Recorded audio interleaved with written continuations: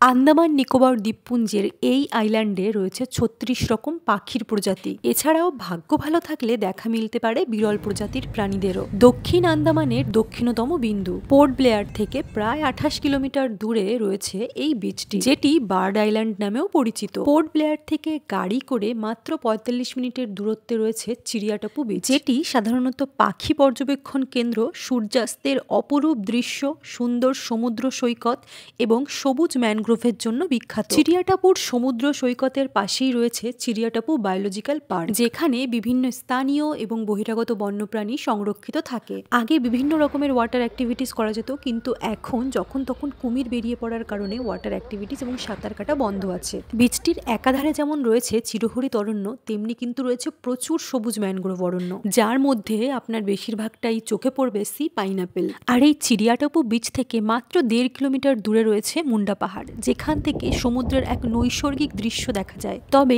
এখানে যাওয়ার সব থেকে আইডিয়াল সময় হলো নভেম্বর থেকে ফেব্রুয়ারি মাস। এই সময়টাতে তাপমাত্রা আরামদায়ক থাকায় পাখি দেখা, ট্রেকিং করা, সৈকত অন্বেষণ করা সবকিছুতেই সুবিধা হয়। তাই এখানে যেতে হলে বর্ষাকাল এবং গ্রীষ্মকাল বাদ দিয়ে এই শীতকালেই প্ল্যান করুন। আর চাইলে কাছাকাছি থাকার জন্য হোটেলও পেয়ে যাবেন।